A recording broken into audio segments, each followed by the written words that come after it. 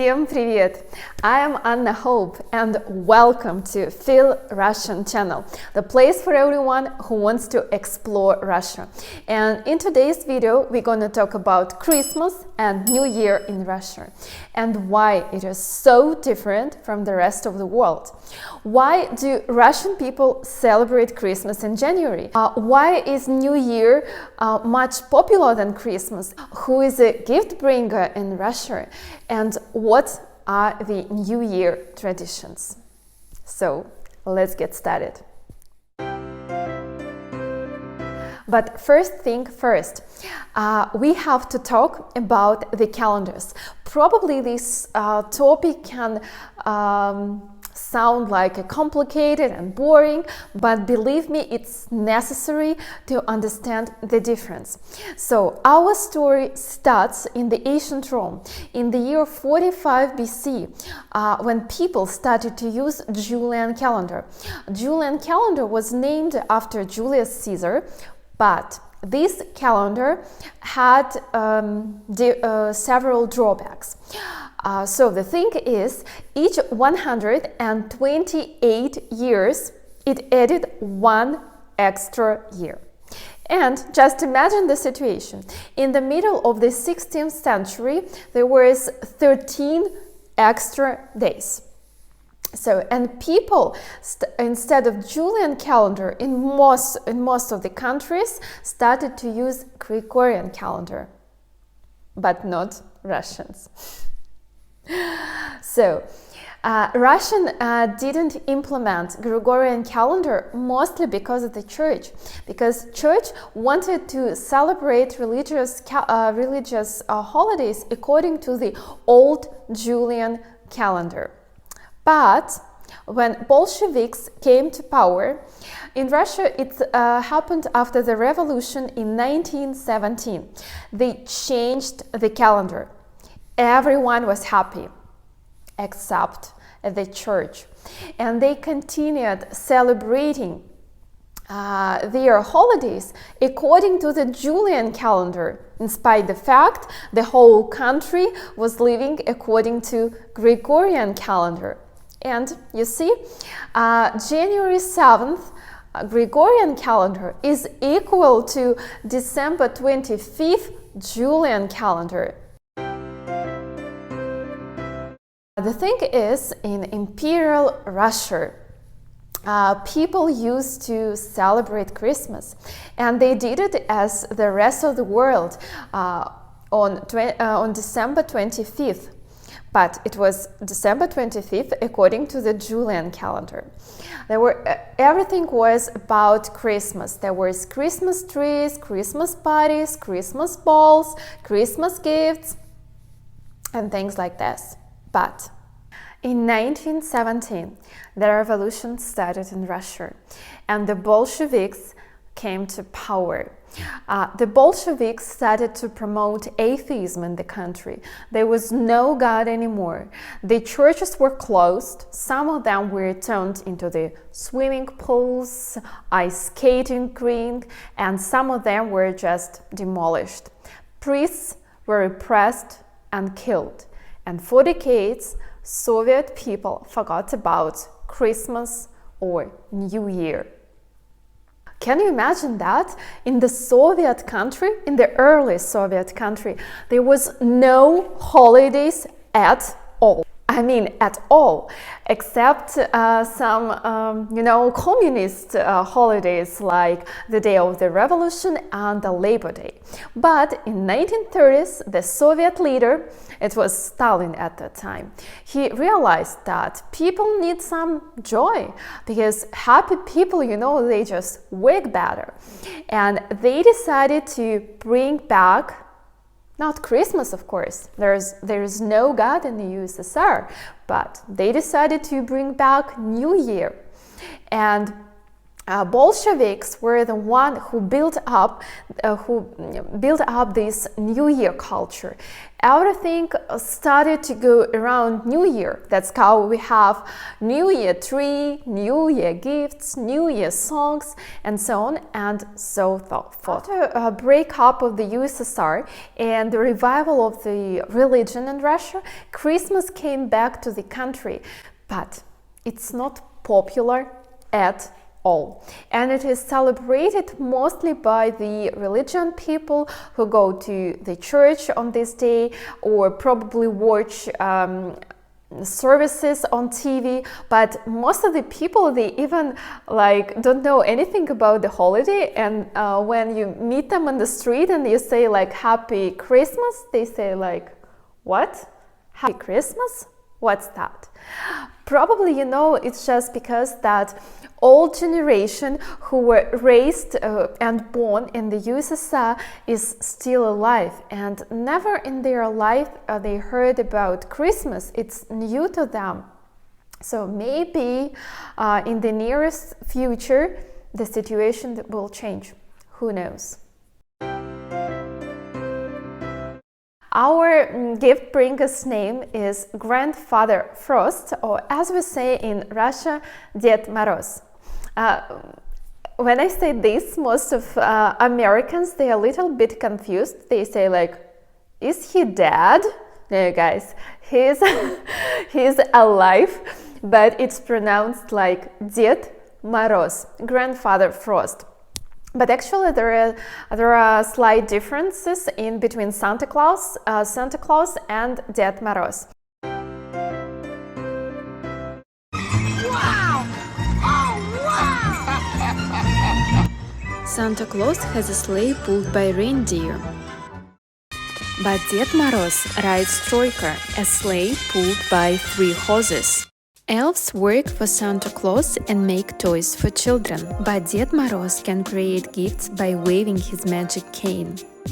Ded Moroz has a beautiful granddaughter, Snegurочка, but Santa Claus doesn't have a family. Santa Claus delivers gifts through a chimney. But nobody has chimneys in Russia. People live in a commie block of apartments, and Ded Moroz puts presents under the New Year tree. And now let's talk about New Year traditions. I have a good news for you. Russians really love good food.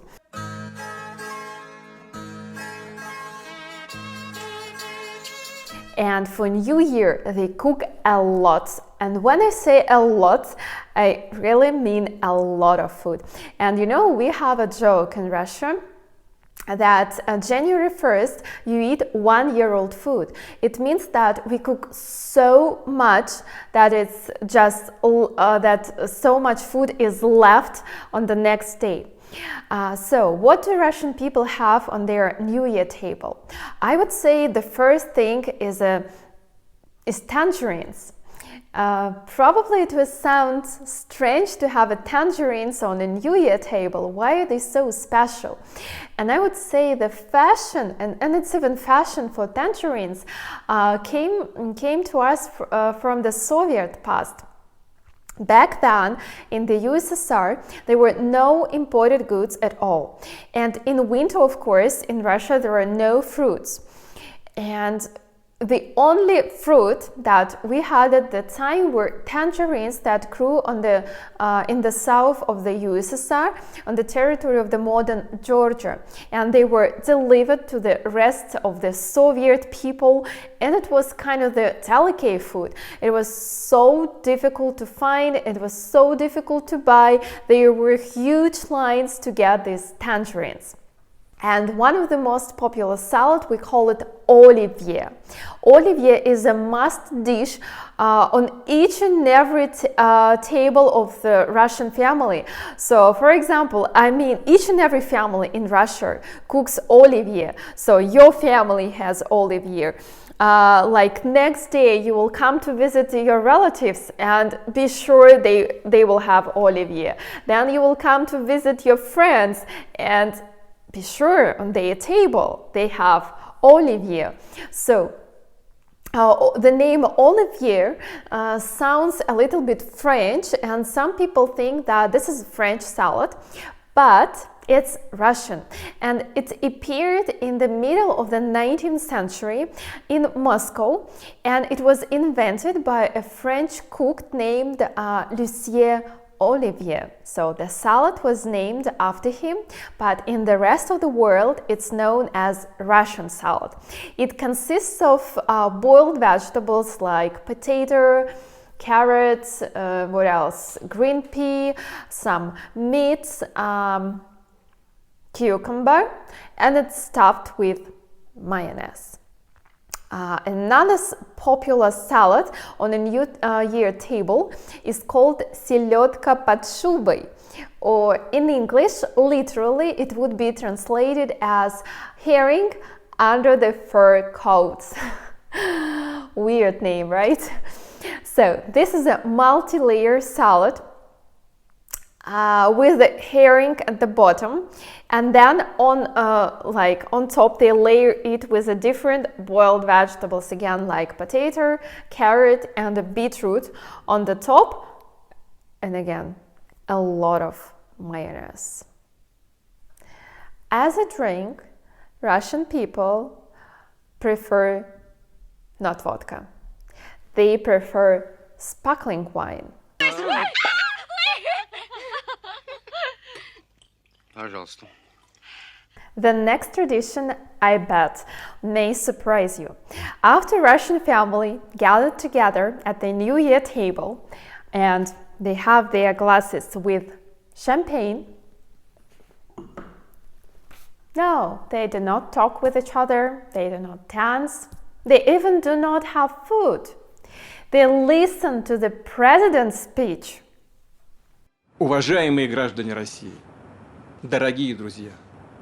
So each and every year we watch President's speech. He sums up the result of the previous year and he wishes you happiness and joy in the upcoming year.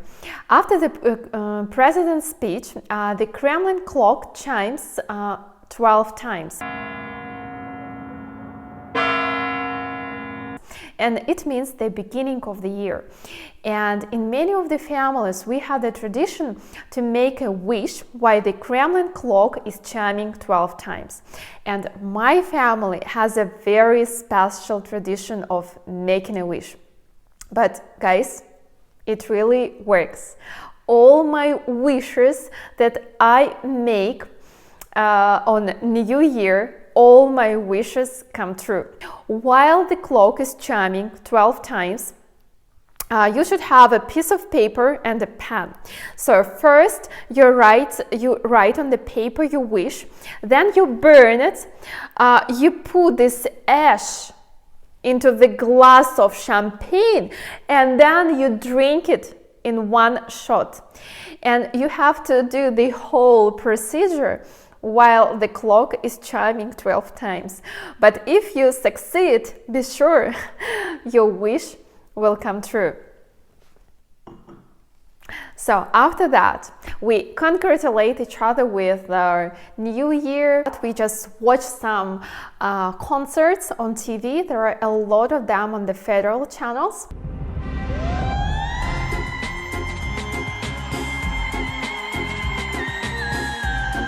And if we talk about TV, I really want to share with you one very special New Year movie in Russia. It's called Irony of Fate or Enjoy Your Bath. It is an old Soviet movie that was filmed in 1970s, and literally each and every New Year Eve, it's on TV, on all channels, like almost all the channels. Russian people have watched it like 100 times. We know the plot by heart. We know all the expressions from the movie.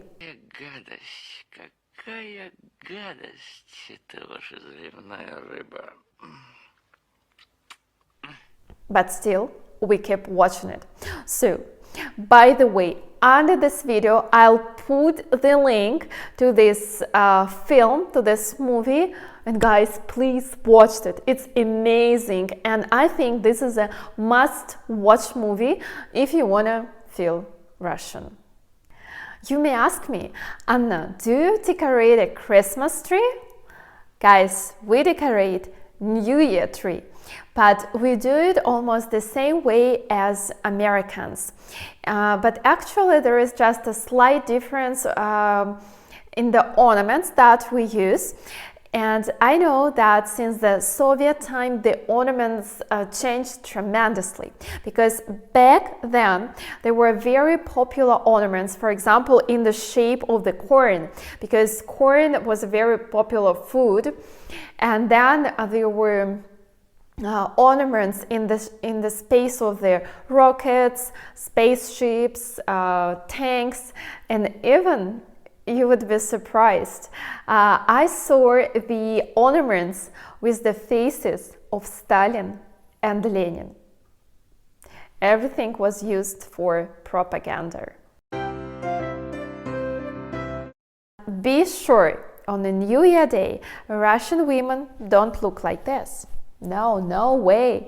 They don't wear sweaters.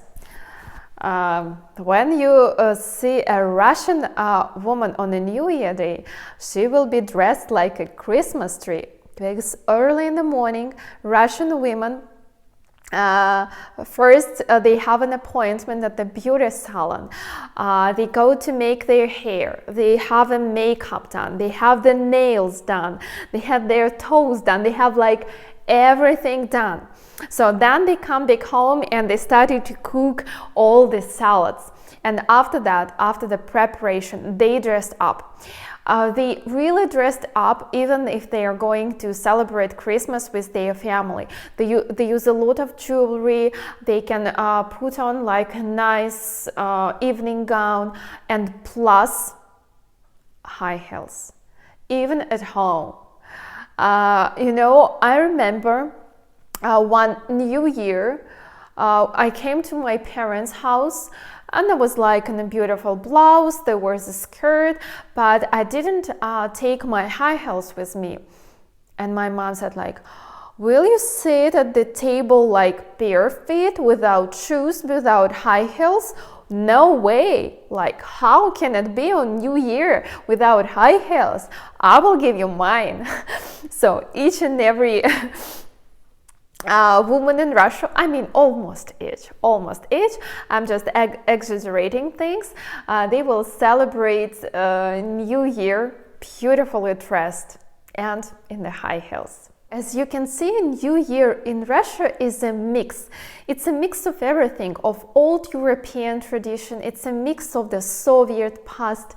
But honestly, guys, I really love this holiday, because Christmas spirit is everywhere and it's so special. And you know, it's a time of the year that you feel that a miracle can happen and that something can change and your wishes can come true.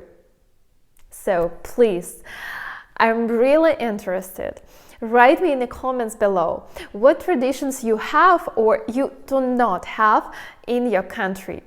If you like this video, give it a big thumb up and don't forget to subscribe to my channel to feel Russian. Eat, drink, and be merry.